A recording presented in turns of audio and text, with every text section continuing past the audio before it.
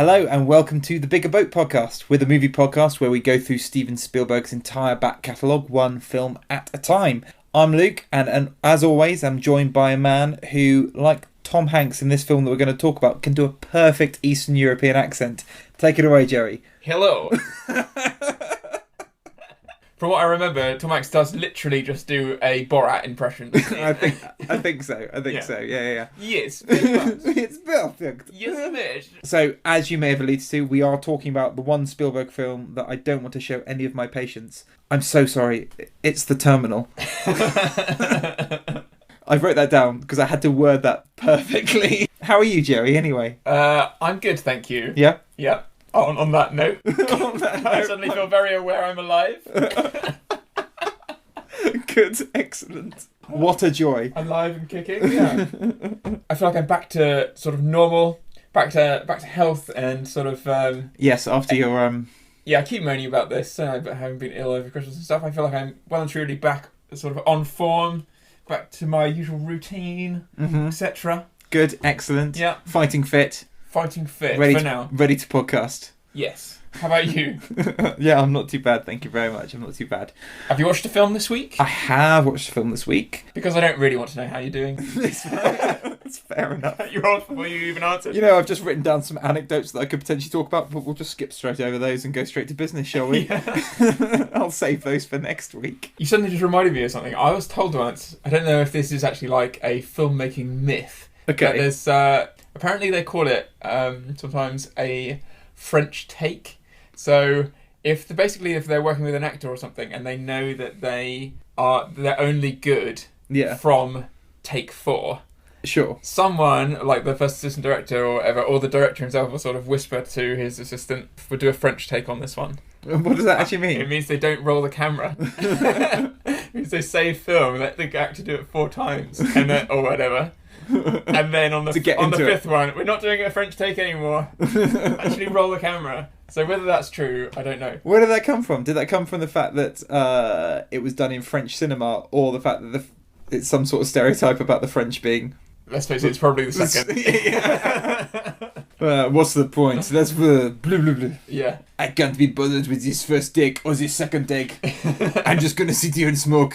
So we managed to offend Eastern Europeans and the French. Yeah. Yep. A lot of the world to go, but don't worry, we'll get there. Welcome on to this week's Brexit edition. So the last film I watched was really good, actually. It's called The Old Man and the Gun. Have you heard of it? I haven't, no. It's Robert Redford's, he says, potentially last film he'll ever make. Oh, right, okay. And you're doing the bit where, as soon as I start talking about a film, you start looking at the microphone. I'm bored. Luke's talking. Right? So just turn that off for a second, turn it back on when he's finished. So it's Robert Redford said it was going to be his sort of last film, and it's by David Lowery, who is the guy who did A Ghost Story last year. Oh yeah, heard Pete's of that. Dragon as well. Oh yeah, yeah, quite a good filmmaker. It's basically the story of Robert Redford as an 82-year-old bank robber who's been in and out of jail, and he's super charming. He is just.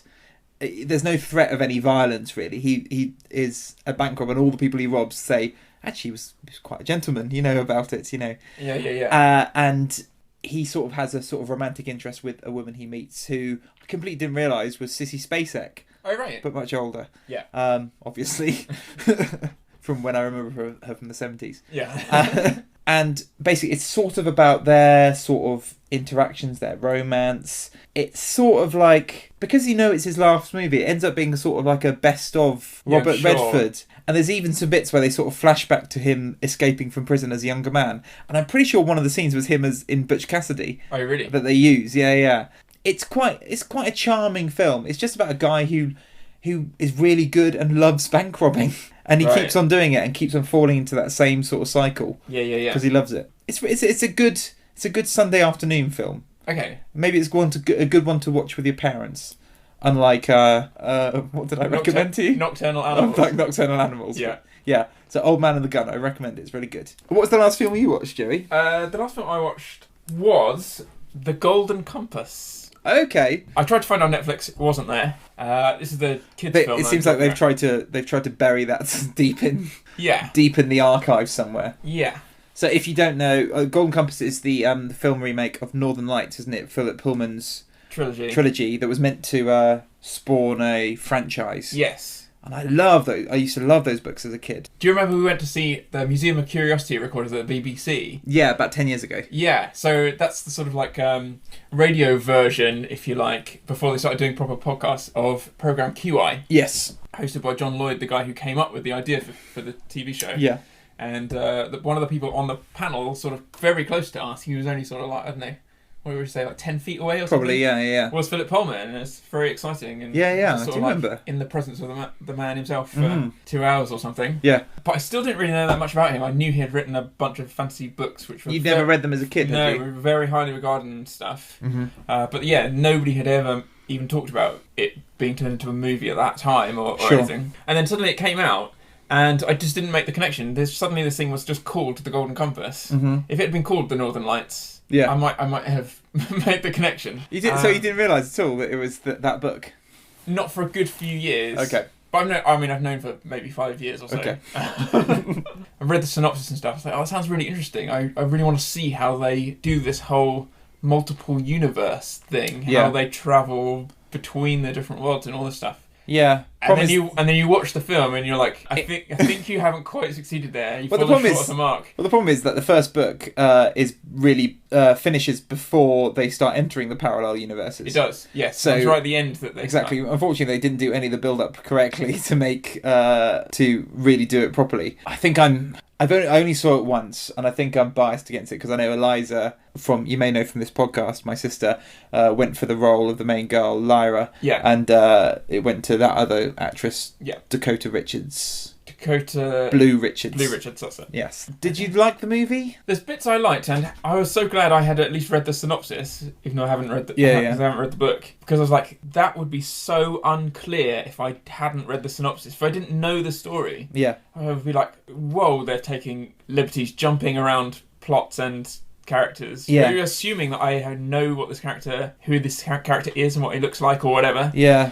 Or I'm just having to guess their backstory or whatever. Do you know what I mean? It feels very light, like they've almost only they've only taken tiny little bits of each very important plot point and touched on them very, very briefly. There's no real depth. It's such difficult source material to adapt, though, isn't it? It's deep.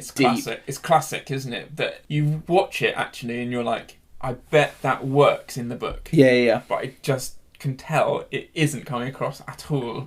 On screen. Yeah. And they're just different mediums, and it goes to show that there's a reason why it's a successful book. Because it really suits that form. Yeah. I think they're remaking it again. I seem to remember some news about it. It seems exactly like the sort of thing which would make a good series. Yeah, a good mini-series or something like that. Yeah, but I did think Dakota Blue Richards was quite good. Sorry, Eliza. Here we go. So the TV series His Dark Materials is being produced by New Line and for BBC One. And it's already been renewed for a second season. Before it's even been aired, apparently. That's good. It's got Daphne Keane as Lyra. She was the little girl from Logan. Oh, right. Oh, that's going to be good. And it's got James McAvoy as Lord Asriel. And Lin-Manuel Miranda. Cool. I'll check out. Right. So. The Terminal. Yes. This is this is the 2004 film from Steven Spielberg. Yeah. That we're going to talk about today. So we're about to go watch it. You seen it before? I have seen it before. Yeah. Yeah, a while ago though. Yeah, and I remember it being quite forgettable. Yeah, well that's it. I can't. We'll see. Isn't that an oxymoron that you remember it being forgettable? Yeah. I don't remember it that well, so it is forgettable.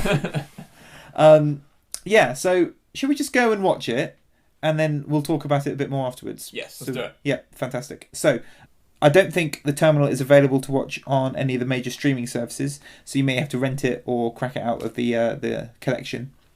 But come back and we'll be talking about it in full spoilerific fashion. Yeah, hope we're not delayed. Okay, see you. Lovely stuff. See you soon. Bye. The Republic of Krakosia is under new leadership. Krakosia. Krakosia. Right. I don't think he gets it. Okay, the wait is over. We are back. We are back. Yeah, interesting movie. Yeah. I quite liked it. It's better than I remember. It is better than I remember. Yeah, I agree. I mean, it's good. It's not great. Yeah. What I don't understand is I just don't understand where this film came from. Yeah. It feels like a complete anomaly in terms of Spielberg's entire back catalogue. It does. It's just, it doesn't really fit with anything else. Well, apart from maybe the sort of lightness of touch in terms of story and what have you, could maybe be compared to aspects of Catch Me If You Can. Yes. Certainly the way it's shot feels a little bit like that. Yeah. The camera is very breezy, isn't it? Like Yeah. it flies around the top of the airport quite a lot on Absolutely. wires and all that kind of stuff. Yeah. And it kind of does the same sort of shots in Catch Me If You Can. And I guess the subject matter, when it's talking sort of about immigration, does fit with Spielberg's sort of trying to say, comment about the current climate in America in the early noughties. I guess that sort of fits with some other films that he's done. Yeah, of course, immigration is, is in a few of his films, isn't it? Of course, Schindler's List, etc. But it just feels like but despite those similarities, it just feels like it's. Does it feel Spielbergian? I guess the question is to start off with. No, it doesn't. No.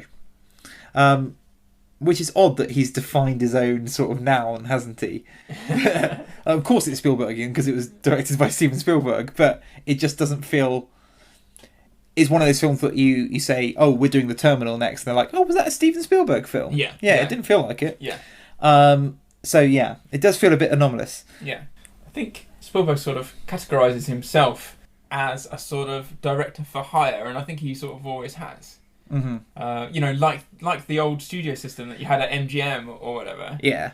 People like the studio heads would literally just be like, "Oh, I'll tell you what we'll do. We'll put that script with that director." Yes. Yeah. And he sort of gets into this sort of, this is what the whole debate with the French New Wave is. It's like, okay, well, can you have a director's flair which makes you rise above that sort of director for hire? Auteur theory, like you said. Yeah, exactly. Yeah. Or just being a tradesman, as it were. Yeah. Capturing the thing. But it's interesting that he has free reign to choose whatever projects he wants now. So he would have chosen to do this. Yeah. The most important question is, when I was researching this movie, one of the first questions that come up when you Google like The Terminal is the question, is Krakosia a real country? Yeah. Which just, how are people stupid? Of course it's not a real country. Yeah. Anyway, shall we do a little synopsis of the film? Even if you took it at face value, that's not cleared up at the end of the movie, is it? No, that's true. Yeah. Why do you think he's staying in the airport, people? Yeah, exactly. It's not real. So should we do a little synopsis of the film? Yes. Just so everyone's on board if you haven't been watching along with us. So The Terminal is a film about Tom Hanks, who plays our main protagonist, Victor Novoski. He gets a flight from his home country of Krakosia to New York City, and while in the air, Krakosia breaks out in civil war. There's a military coup, which means all visas and passports are rescinded, and he can't enter New York. But he can't be sent back to Krakosia because all travel has been suspended as well. So he's in limbo. He's stuck in the terminal of the airport, and you've got Stanley Tucci, who runs the airport for Homeland Security. He runs the immigration part of it. I don't exactly know his job title. Yeah, it changes, doesn't it? Because he gets a promotion. That's true, yeah. But he's in charge. He's in charge, and he is trying to force Tom Hanks to... He's just basically being a pain in Tom Hanks's ass in order to try and make it uncomfortable enough for him that he leaves the airport, therefore breaking the law, and then he can be either arrested or not his problem anymore. Because otherwise he's just stuck in this airport, unable to go anywhere. He gets to the point where it feels like he'd rather him just wander off on the streets. So it doesn't even matter if he gets arrested. Exactly. Exactly. It's billed as being a drama/comedy. Yeah. And it's billed because Spielberg doesn't make too many comedy films. With a romance element. There is a romance element. It certainly isn't a rom-com. No. Shall we talk about... what should we talk about first? Should we talk about the comedy? Yeah, and the things we liked. And the things we liked, yeah. So Spielberg isn't particularly famous or doesn't have a great track record with comedies.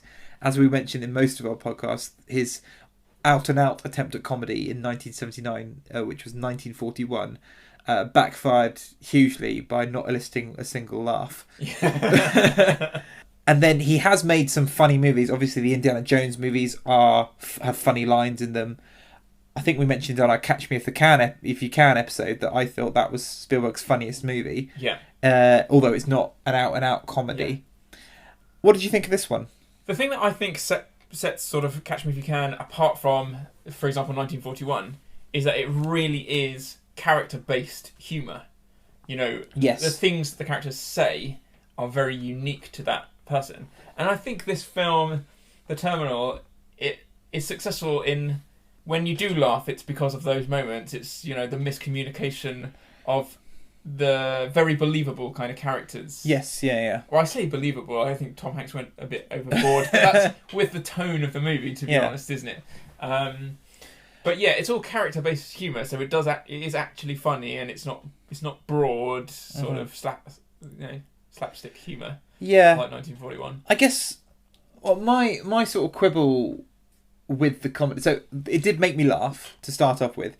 I think a lot of the laugh out loud moments are heavily based on slapstick. There are funny moments where, you know, a machine doesn't work, or he, you know, and spits out stuff at him. Oh yeah. What's that thing that spits out quarters at him? Yeah, and that's quite and then funny. He slips up on the. He slips up on wet floor from that Gupta's left out. He walks into a glass door. It's very sort of broad slapstick comedy. When compare that to Catch Me If You Can, where, like you said, a lot of the funny lines are sort of throwaway lines that are character based. Yeah, I think a lot of the lines that are funny in this are, they're almost making, you could cynically say they're making fun of a foreigner's accent, aren't you? Yeah. The fact that, you know, he says, instead of saying he cheats, he says eat shit. Yeah. You know, because it sounds funny in an Eastern European accent. Or, you know, he's a man of misery rather than a man of mystery. Yeah. So stuff like that, which, you know, it is funny, but it's not as, I don't think it comes as clearly from character when your character is being broadly painted as a foreigner. Okay, you've gone completely against what I said. Yeah. Yeah, I know. Yeah, I realised that halfway through. Sorry about that. At every angle, yeah. Yeah, so no, Joey, you're wrong. But what do you think? What do you? For me, have I convinced you otherwise?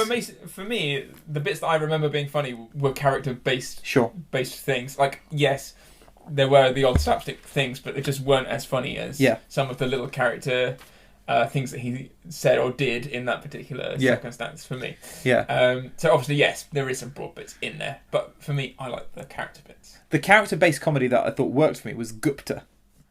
Right. So Gupta is the elderly, sort of first-generation Indian immigrant who works as a cleaner, who is just a bit of a miser the entire time. Yeah. And he starts off. I didn't like him to start off with. No, it's very unlikable. Very unlikable, but and you know he specifically, you know, mops the floor in order to make people slip up because he says it's the best part of his day. And I quite like that. And then there's this weird bit where he's having a romantic dinner where Gupta is acting as the waiter, and he starts like plate spinning and juggling in the middle of it. Yeah. And it comes from absolutely nowhere, and that had me in stitches. Yeah. I thought it was hilarious. I love the fact that Catherine Zeta-Jones doesn't even really no one clocks it at all. No. Like, what are you doing? So from then on in, I was fully on board with Gupta. Yeah. But he took a while to warm up. Yeah. Yeah. No, so he definitely does get much more likeable as he goes on. So it is funny, but I did have a bit of I didn't think it was... I saw some of the jokes were a little bit easy. What else did it do well? Well, he's a very likeable character. Mm-hmm. It's relatable because we've all found ourselves in a position where stuck at an airport or stuck within a huge world of bureaucracy where you're just like, I need one person to make a finite decision on this thing. Otherwise, the paperwork is just going to keep going around. Yeah. Like, we've definitely all been in that position before. Which terminal were you trapped in for 9 months? Yeah, we've all been there. I like the way it does quite well of unravelling the prejudice that goes through some people's minds that people who don't speak English are stupid. Yes. because obviously it's slowly, when he meets Stanley Tucci for the first time, he's trying to explain things, and obviously Tom Hanks doesn't understand. His grasp on English isn't that good. He's treated like an idiot. He's a stupid man. But through his constant observation throughout the terminal, they learn that obviously this is just a very resourceful, clever man. Yeah. And that he's also an Eastern European who's very good at plastering. Yeah. But your opinion changes, and I thought they handled that very, very well. Yeah. Along the same sort of lines, what I always think works well, as long as it's within the confines of the character as is set up. Like, to see them learn, and I remember saying the same thing about, like, when we did the Schindler's List episode. Like, even though Ray Fiennes uses what he learns for sort of like, for ill, he... Yes. When he's learning the whole sort of like I pardon you stuff, it's really nice as an audience to see the cogs go in the character's head, that they wouldn't have done that without that piece of information or advice. Yeah. So little things like, that's what the whole film is about, isn't it? It's him adapting to his environment, learning to do the 25 cents things with the trolleys and all that kind of stuff. So I really liked the build up of that, and then it's like, it just builds and builds, and then at the end, Stanley Tucci has to sort of get that guy and makes up a title for him. Yes, to collect the trolleys, so that he's slowly weeded out of that. He's constantly having to overcome little goals, isn't he? Yeah. Everything is a little task that he has to try and adapt to and find a solution to, and that's quite nice seeing it. Yeah. You're right. And it did breeze past. Yes, because it's 2 hours 10. It's 2 hours 10, but I didn't notice the length, and I do feel it could be 20 minutes shorter. Sure. And feel just that slight little bit more easy by the end of it. Yeah. But yeah, it does. It builds nicely. It does build nicely. Yeah, it just goes over little hurdles. And it feels sort of like, in a broader sense, I guess you could kind of say, like, it's sort of the easiest way to talk maybe about or show immigration as a sort of metaphor, like, feeling like a fish out of water. It is the easiest way to, and making friends with lots of immigrant friends who work in America. Because there's even that line which says, sometimes you have to ignore the rules and think of the people. Yeah. It's like, because that's, that is immigration in a nutshell, isn't it? Yeah. I did like the way they sort of, the fact that they staffed the friends that he makes in the airport all consist of sort of first or second generation migrants, don't they? The fact that we've got Diego Luna, who plays the Mexican guy who works in catering. I can't remember the name of the African American actor who plays the security guy. I can't remember him, but you know him. Yeah. And then I can't remember the guy who plays Gupta as well, but obviously he's from an Indian heritage. Yeah. And it's sort of, this is the idea of what America should be, actually. This is what America is. Zoe Saldana. And Zoe Saldana as well. She's mixed race. Is she from Haiti, half Haitian, I think? Yeah, that's right. I need to double check if I've said that. And while we're talking about Zoe Saldana, did you notice the Star Trek reference? Oh my god, so it was nice to see Zoe Saldana in this, but yes, it is interesting to see the fact that she's a Trekkie in this movie. Yeah. And she does like a live long and prosper sign at the end. Yeah. And this is the woman who ends up becoming Uhura.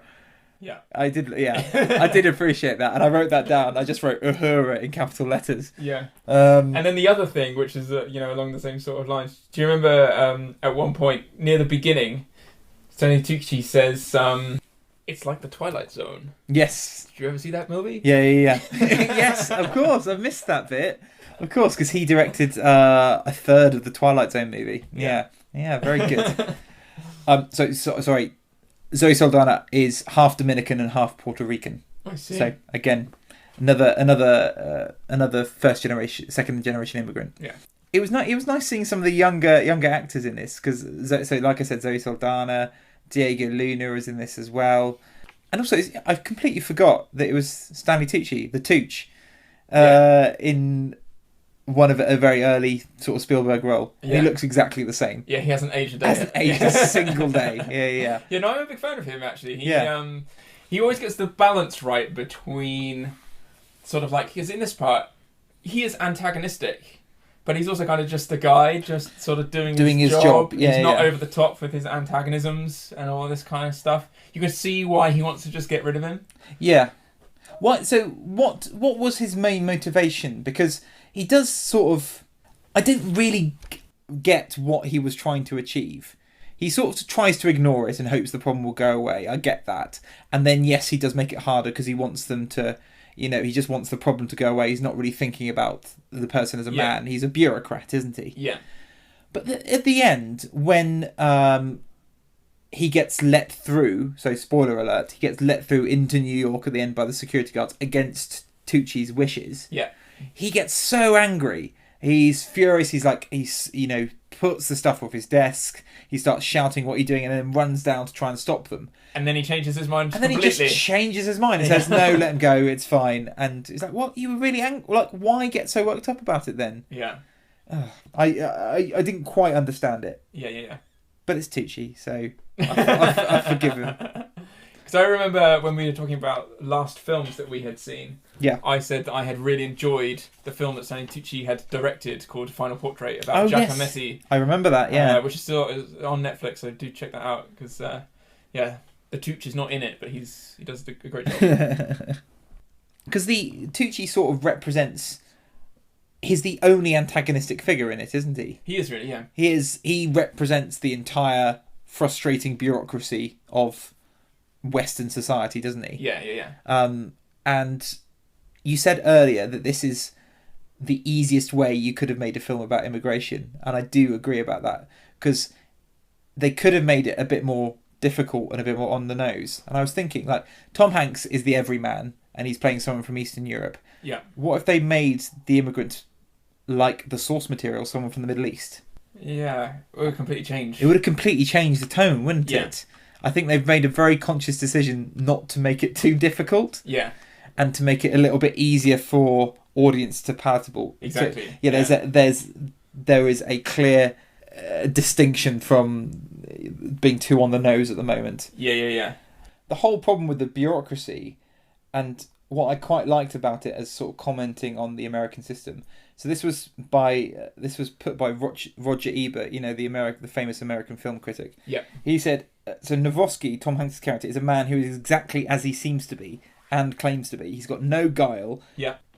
No distrust. He trusts people. He's got no ulterior motive at all. Yeah. And he doesn't try to do anything illegal, which is where the whole problem is. Their entire system is set up for people who are trying to do something illegal, and as soon as they get someone who's genuine for it, they don't know what to do in that situation. Yeah. Which is why they just try and force him to break the law. Yeah. So he fits into a box. Yeah. The system hasn't thought about the fact that someone could be honest and trustworthy and completely appropriate to come into their country. Yeah. See, that even sounds much funnier than the movie makes it. Like, just as a blanket statement. Yeah. That's actually a really funny concept, isn't it? Yeah. But that is sort of where it's coming from. Yeah, absolutely. Satire on that. And that whole thing, Tom Hanks plays perfectly. Although we've said a bit of his accent is a little bit off-putting sometimes. Yes. I got on board with it by the end. I quite liked it. Because especially near the beginning, the first couple of times he opens his mouth, it takes a little bit of time to sort of digest the Borat impression that Tom Hanks, as we know him, is doing. Yeah. It's literally as if he's just doing an impression of Borat. Exactly. Because Tom Hanks is the quintessential everyman, isn't he? Yeah. He's the someone that we can put ourselves in that situation and see how frustrating things would be if we were in his situation. Yeah. What was I going to say? It's amazing how he doesn't get more frustrated. At no point does he really want to wring anyone's neck or anything. And you think you would, wouldn't you? Like, It's a very, anxiety-inducing, stressful situation. And he seems very casual, doesn't he? Yeah, he does. He does against the television screens, doesn't he? When he hears about his own country. Yes, yeah. But it's not anger, is it? But that's when he's confronted with a real situation. This is something he can comprehend. He can understand that because obviously that's a horrific situation. His country has been a coup. Yeah. When you've got bureaucracy, I can imagine it's such an alien concept, or maybe such a concept that he's not used to at all, that he sees the ridiculous in it.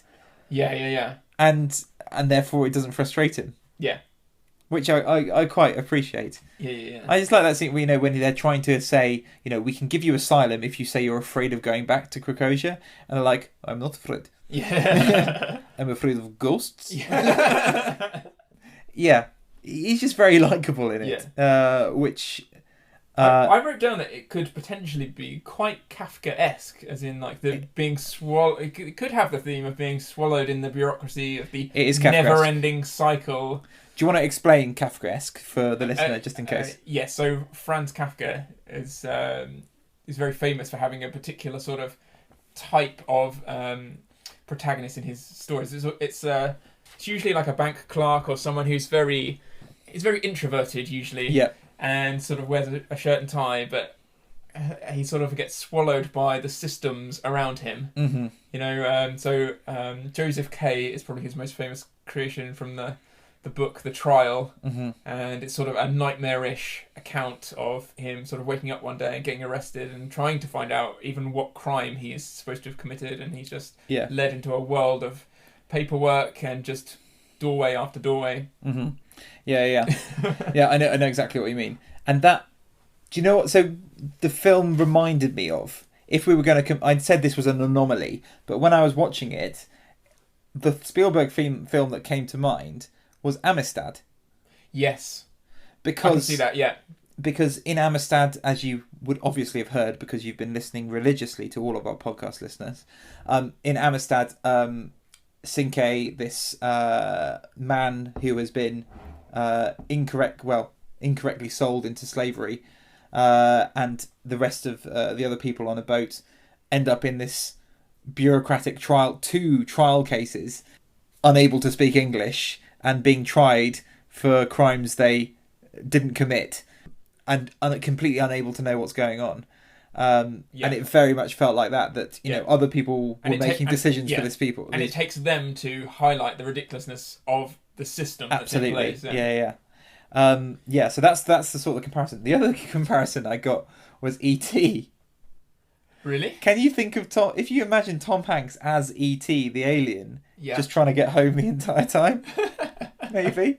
Does that mean Catherine Zeta-Jones is Gertie? Yeah.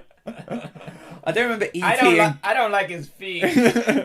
There's even apparently there was a line that was cut from the movie where he has that, you know, he gets given that telephone card saying you can call home if you want. Yes. Where he's still got his English the wrong way round, so he keeps on going home phone. Yes, he does. Yeah. So there you go. But it also reminded me of a bit of Forrest Gump and a bit of The Shawshank Redemption. Yeah, I can see the Forrest Gump, but what aspect of Shawshank Redemption? Doesn't it feel like a prison?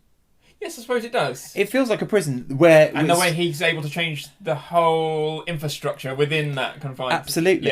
Yeah. And the way that, you know, He brings out the best in other people, He brings out the best in other people, and the antagonistic figures, the people who run the prison in Shawshank, are trying to make life more difficult. They're even in an elevated position, like you know, they live a few floors up, much like in Shawshank. Yeah. I just don't know if it felt... Oh, this does remind me a bit of Shawshank. Yeah. That's true.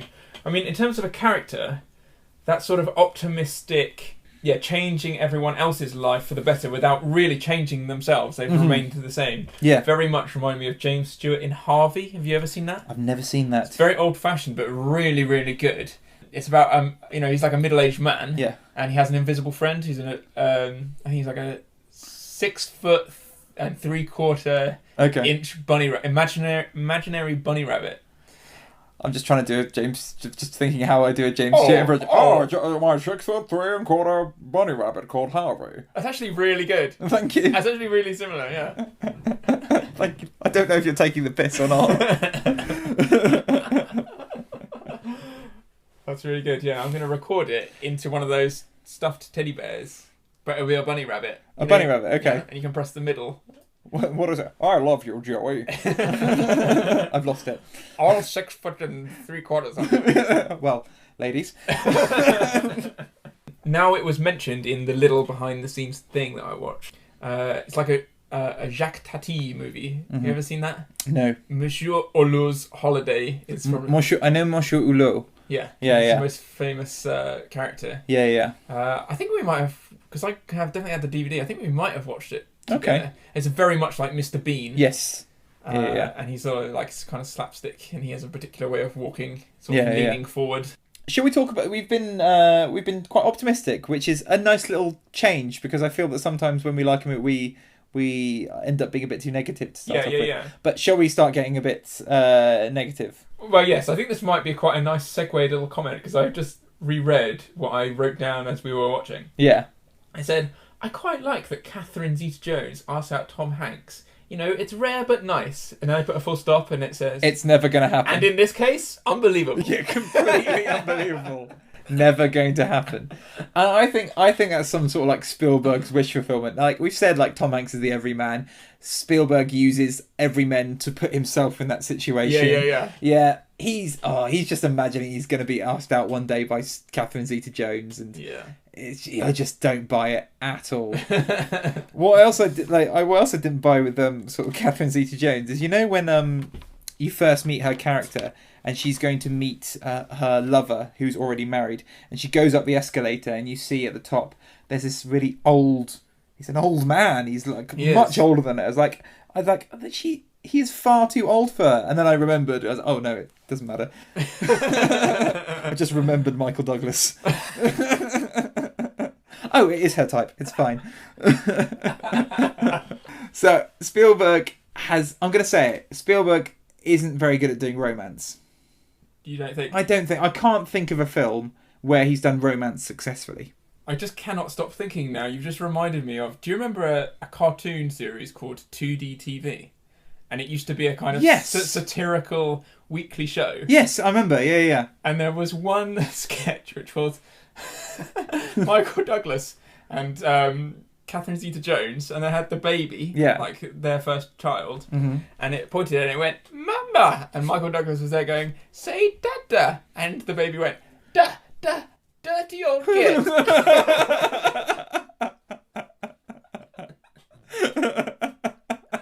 And that's all I could think of as you were talking about romance. Fair enough. Anyway, we'll post that on Twitter. Yeah.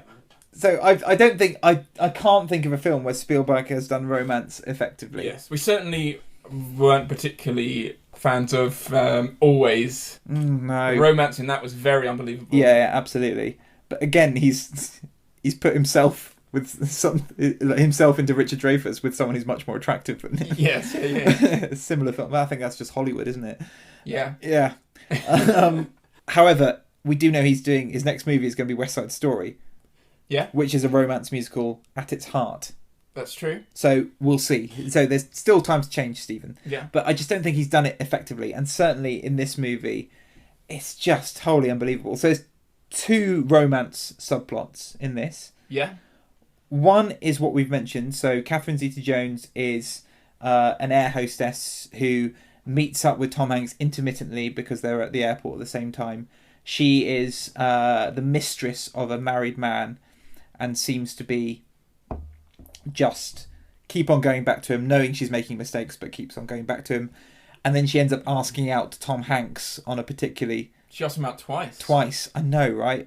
Just absolute wish fulfillment. Yeah, exactly. The words right out of my mouth.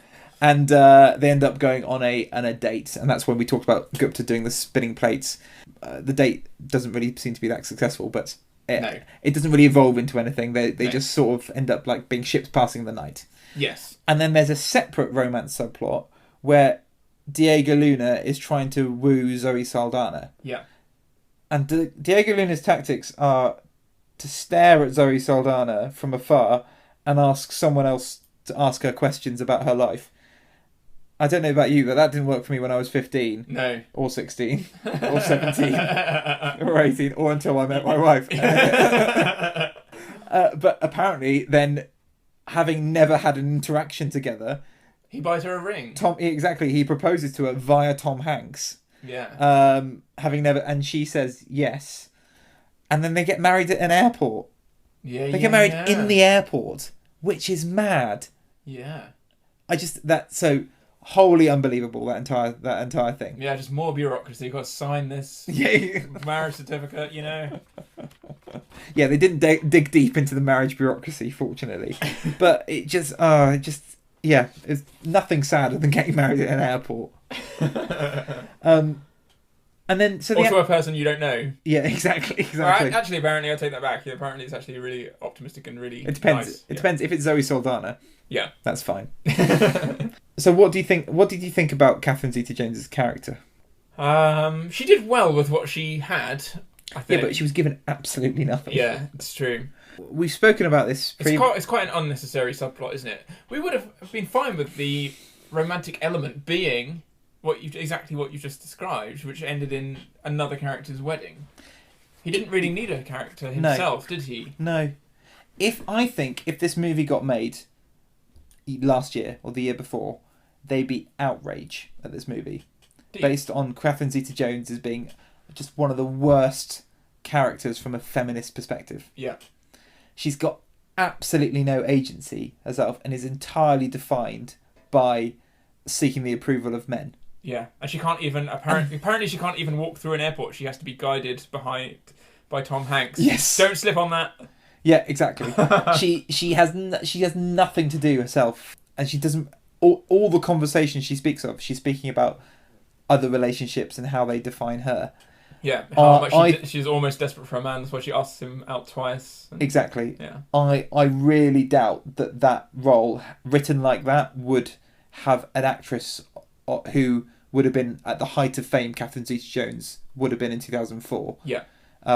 Going for that role. Yeah. Yeah. Yeah. Even in the Steven Spielberg movie. Yeah. So I think it feels very dated now. Yes, with terms of that. Fortunately, she's a minor subplot of it, and she's not. Although she gets, second billing, she's very, very minor. Yeah. Yeah. I mean, do you think the tone of that overall movie would change if you changed that character? Because it is trying to be like a sort of 1950s style movie, I think, isn't it? No, I don't think it could. I don't think it would. I think you could... Because it is kind of just a minor subplot, isn't it? So, yeah, I guess... It is a minor subplot. It depends, but I think they do focus quite a lot on it. A lot of key scenes are about their relationship or him trying to attract her attention, or vice versa. Yeah. And there's a quite a long scene where they go on that date in the airport. Yeah. I think it would be different if you just change the dialogue a little bit. You give her a little bit more to do. Yeah. Obviously, I'm not a scriptwriter, so I don't know how you do that, but I think it would change things. Yeah. You would still have that focus on Tom Hanks, but you could just I just don't think much thought has gone into it. Yeah, I think maybe one of the things which didn't work in this film then is remember when she's upset because she feels lied to that he actually lives in the airport. Yeah. It's just like you have no right to be that upset. Exactly. About that. You don't really know him. Exactly. You don't really know him. Yeah. Exactly. You don't really know him or his circumstance. He tried to tell you. Yeah. And it's your own fault. You didn't sort of like. And she was just take that on board. And yeah, exactly. She just doesn't listen. Just starts talking about her own life. He's made her a bloody mosaic fountain. Yeah. And then she gets angry at him for lying. One, he doesn't speak English very well, and he's had a really tough year. Give him a break. He's been living at Gate 67 for the last 6 months. Give the poor man a break. Yeah, I just didn't get on board with the romance with the romance or her character particularly. Yeah, I just didn't find her that sympathetic. One thing that annoys me in films, yes, I hate the trope in movies where a question is answered in a completely inappropriate way. So he gets into the taxi right at the end, and the taxi goes, "Where are you going?" And he goes, "Home. I'm going home." And then the taxi drives off. That's not helpful for a taxi driver. Like, how does the taxi will go, "Yeah, I don't know where you live." And then wouldn't drive off. I hope you're happy to just drive around in circles while the meter's going. Yeah. It's such an annoying trope in movies where like someone tries to say something deep, but practically that means absolutely nothing. Yeah. It's like a little kid would say. Yeah, exactly. We're going home. Keep that in. I'll put that in the teddy bear. Mm. So, should we talk a little bit about the making of this movie? Yeah, we should do actually. So, because it was quite an interesting story. Yes, because I always remember this being I remember it feeling like quite a small movie. Yeah. As in, like, I couldn't imagine that it would have actually cost that much because the scale of the productions didn't seem that much. It almost seemed like, because it looks so much like every other airport you've ever been in. Yes. I basically had assumed that they had got hold of, one of the departure lounges. Yeah. And had a permission to film in it for a month, Yeah. No. He spent his money, didn't he? That is not what happened. It's watching this little featurette about the production design. Yeah. It's a massive production. Yeah. So it wasn't an airport at all. It was an aircraft hangar, wasn't it? Where they built World War airplanes or something, or something like that. It was in California, but a giant airport hangar. Yeah. Yeah, which did not look, according, having watched this featurette, it did not look like a airport to begin with. No, they've done an amazing job. Yeah. And suddenly I was like, oh my god, it's just like one of those, almost like one of those, remember when you were young and you're like, that's fake? And they will have like digitally made a whole island or something, and it just takes a little while to process, like, what? Yeah. Or like the dinosaurs weren't actually in front of the actors? Yeah. But what also, it's like the attention to detail, it was a fully operational set as well. I heard that. The coffee bars had espresso machines that made coffee. Yeah. The sushi bars, had a kitchen and had cookers and everything like that worked. Yeah.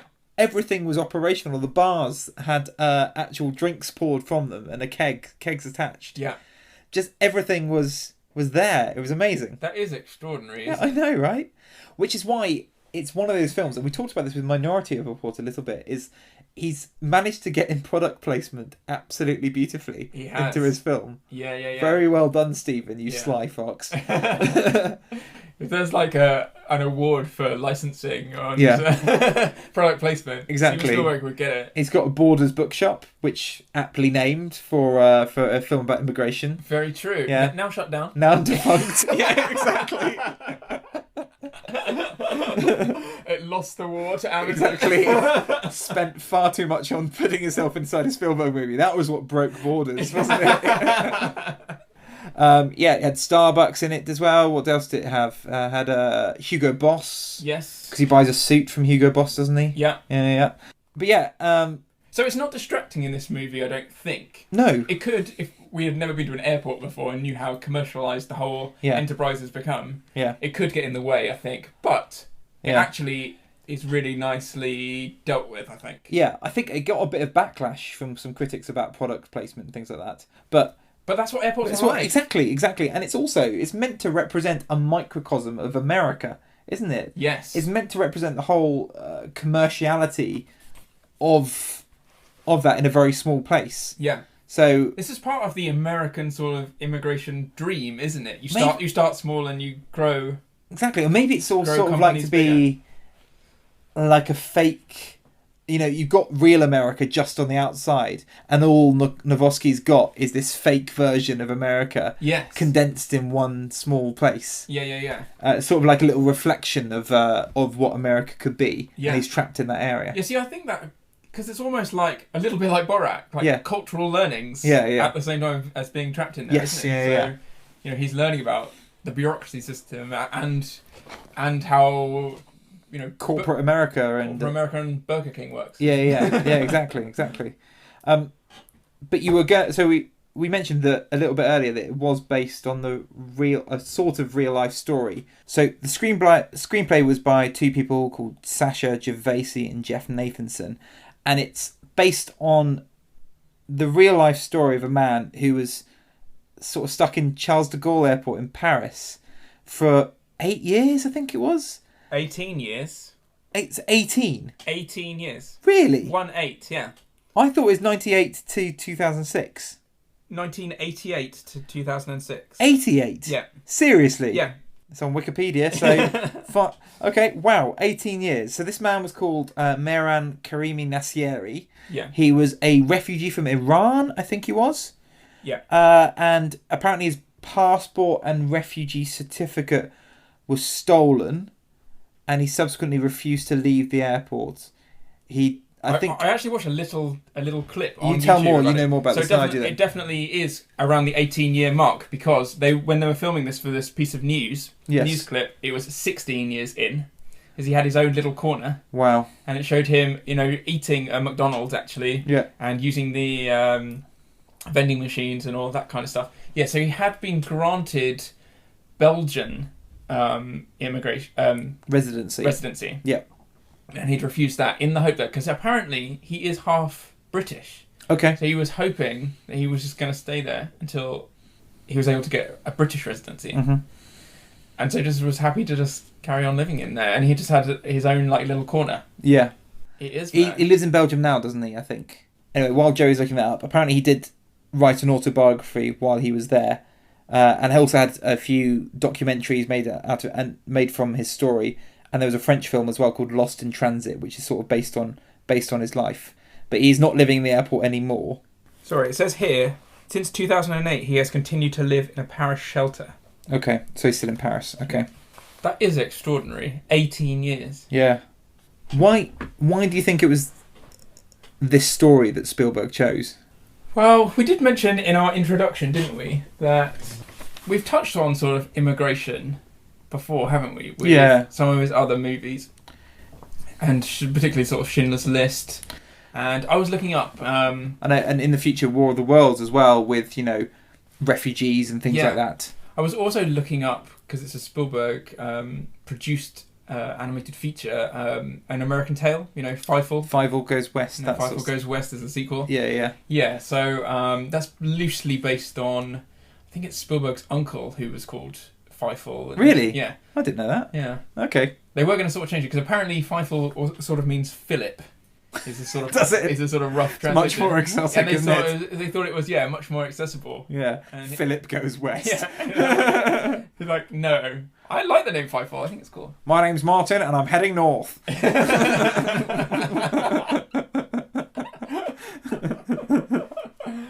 Spielberg was definitely very aware of his sort of the immigration that his relatives took. Obviously, yeah. Yeah, so it's very much on his mind. So I can see how he's sort of interested in this as a story. But let me ask you, because one of the first questions I wrote down when we were watching this is this premise sort of cinema worthy? Does a film have to be on a big scale in order to be on the big screen? No, I think what makes something cinematic is not just scale and production, and certainly we've already talked about his production is impressive in the scale of what he's tried to achieve. It's impressive once you realise it's not a real airport. True. But I think what makes something cinematic is character and being able to empathise with someone's story. Yeah. It's the psychological journey, I would probably say, that they go on. Yeah. And in the means of going on that journey, they have to accomplish something external. Yeah. And I think this movie is cinematic. I don't think Spielberg makes a movie that isn't cinematic. I think everything has a sense of scale. Everything has a sense of every man trying to overcome the odds. Yeah.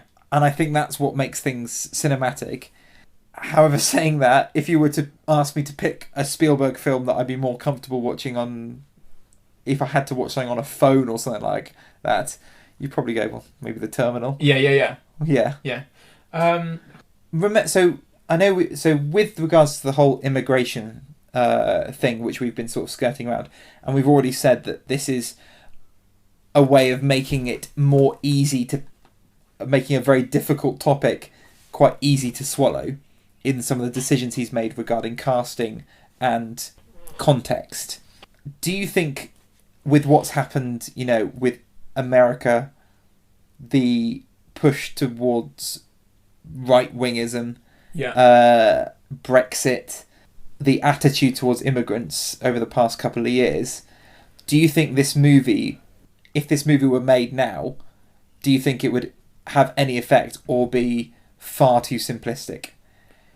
It's a good question. Thank you.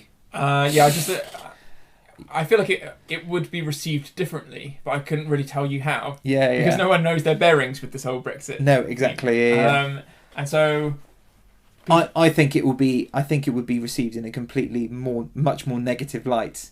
I would go just to be really annoying. I think it would be received in a mixed light. Okay. Like I think I think most things will be, won't they? Yeah, you're probably more accurate. But it's like, but I feel like even more so now than 2004 is sort of why I mention it. Some of the actions that the characters take, the lines they say, things like America's closed, the barriers coming down, stuff like that. I mean, it is all very pertinent stuff, and it is interesting to see that 14 years later, these things are still, they're still not solved. They're still very, very difficult and very personal and difficult issues which people feel very, very strongly about. Yeah. And having a movie that is a light, breezy, funnish film with problems, albeit, makes it look like it's just putting a little plaster over someone's lost a leg and they just put a plaster over it. Yeah, definitely. Yeah. I just thought it was interesting. I don't think there's a... I don't think there's a real answer. There's no answer to that, is there? I can really give you. The thing I was going to mention... I knew you'd remember. When we were talking about the scale, right? Yes. So, if you look at Alfred Hitchcock, if you ever look at a sort of list of movies that he's done... Yeah. He does quite a lot of, like, big-scale productions, and then he'll often make... almost like what we used to call in this country a quota quickie, which is sort of like, because they had... Again, ladies. We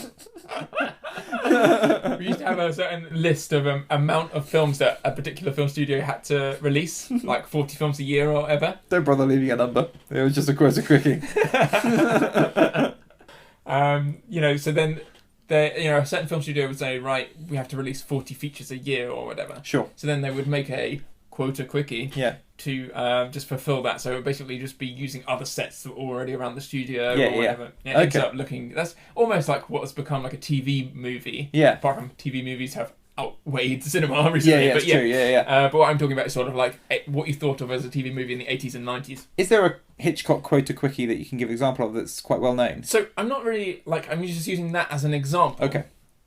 But what Hitchcock used to do, and what he told Peter Bogdanovich, I remember, because he sort of even though he's a director himself, he sort of does a lot of interviews with famous directors and that sort of thing, particularly Orson Welles. But he also did one with Alfred Hitchcock. Yeah. And Alfred Hitchcock said, when the barrel's running dry, just find a hit play and put it on.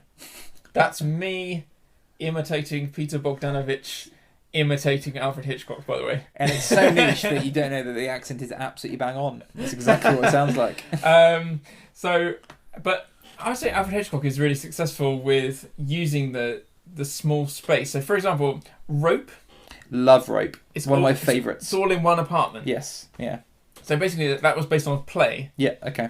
As was Dial M for Murder, which takes place in a living room. It's got Gene Kelly in it. Yeah. And they're plotting a murder. Yes, yeah. And they use that to their advantage, how small it is. Mm-hmm. And I do feel like it is an advantage, and sort of it's important to the story that he can't get just beyond the barrier. Yeah. And isn't prepared to break the rules to get just beyond the barrier. Yeah. But there definitely is a kind of fatigue that happens with being in the same environment for any extended amount of time. Sure, yes, technically we're in the airport for 2 hours of the 2 hour and 10-minute movie. But there is a kind of fatigue that sets in because obviously in terms of story time, it's, what would you say, 18 months or something that he's in there? A year? Maybe a year or so, isn't it? Yeah. That it's quite a tiring watch, and I think it's because we don't have... Is that a conscious decision, though? I'm sure Spielberg will be aware of this, and he's maybe trying to give you the fatigue of Tom Hanks having been in the same environment.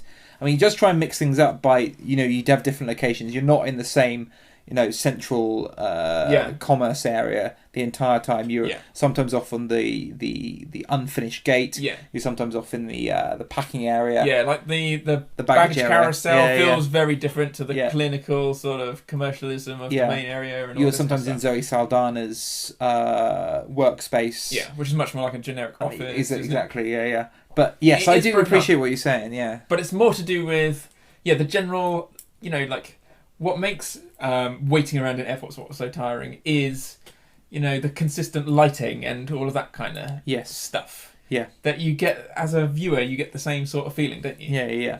Yeah, no, true. Agreed. Yeah. There's not a single wide shot of the airport. No, you're absolutely right. There isn't. Starts on the inside. Yeah.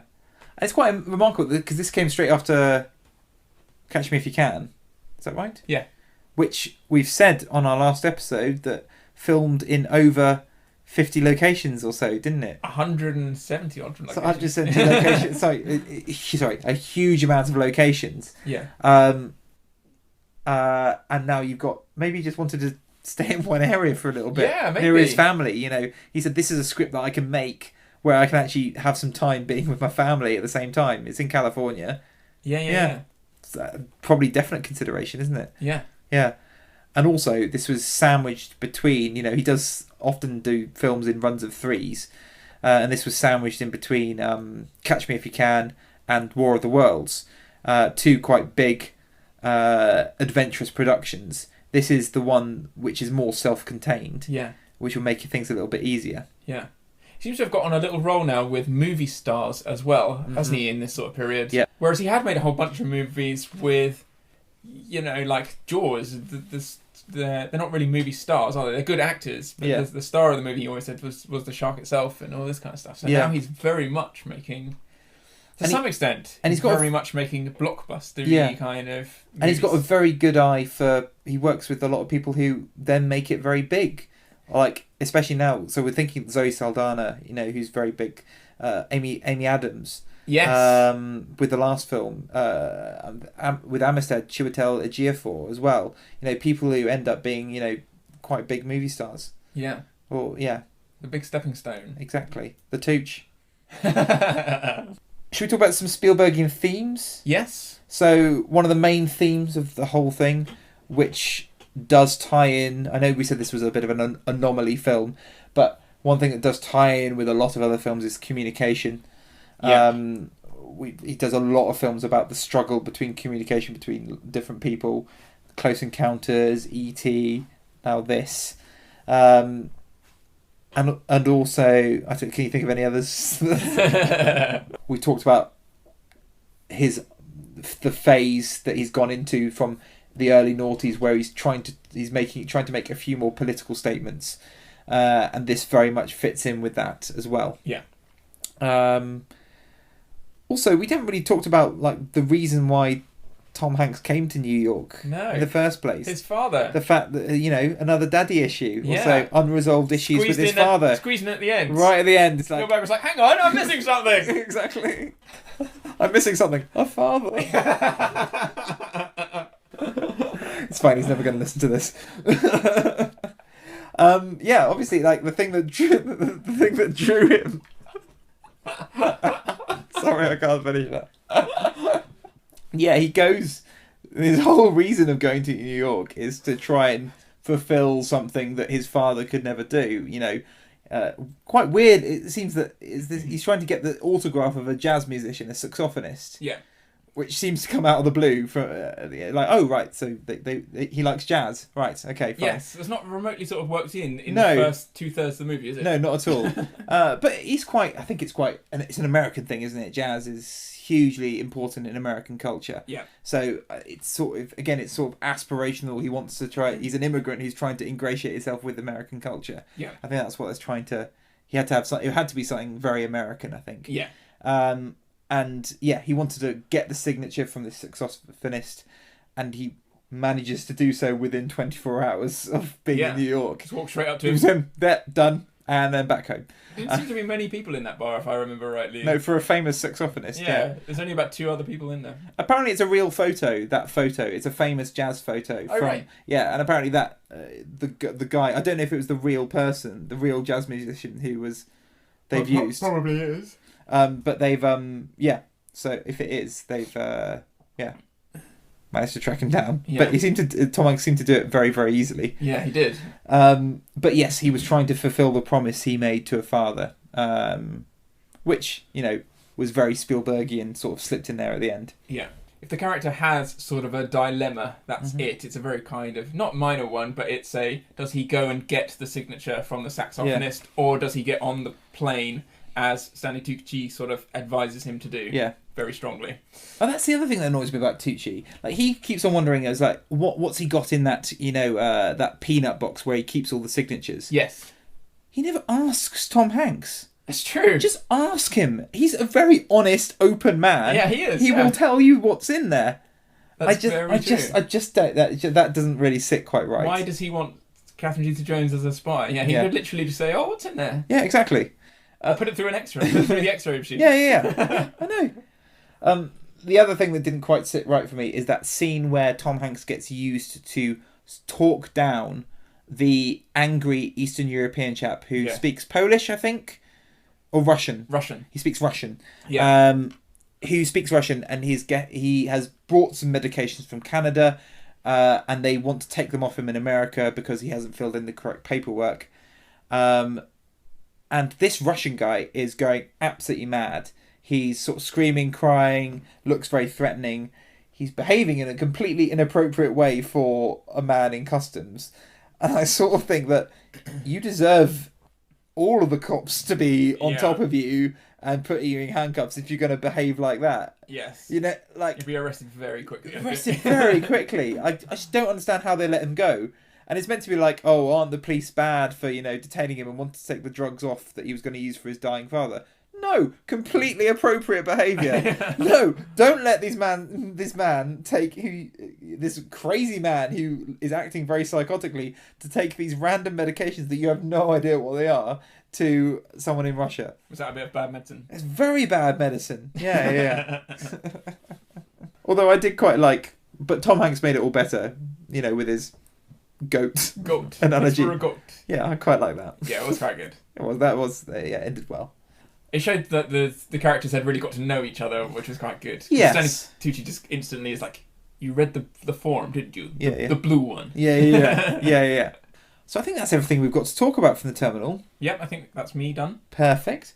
If there's anything that you think we've missed or we should have talked about, get in contact with us, please. So we are on Twitter at Big Boat Podcast, or we're on Instagram as well at The Bigger Boat Podcast. Please follow us and get in touch with us if there's anything you want to speak to us about. Yes, do feel free to leave us a 5-star review. Please do, on whatever medium you get your podcasts. And if you want to email us directly, email us on thebiggerboatpodcast@gmail.com. Next week, we have got a special guest. We've got our friend Harry coming to talk about War of the Worlds. Yes. Which I'm quite excited about. He specifically asked to do War of the Worlds, which is interesting. I don't know what he's got up his sleeve. But... Yeah, I don't know. We look forward to seeing you then. So, see you then. Let's get out of here. Bye. Bye.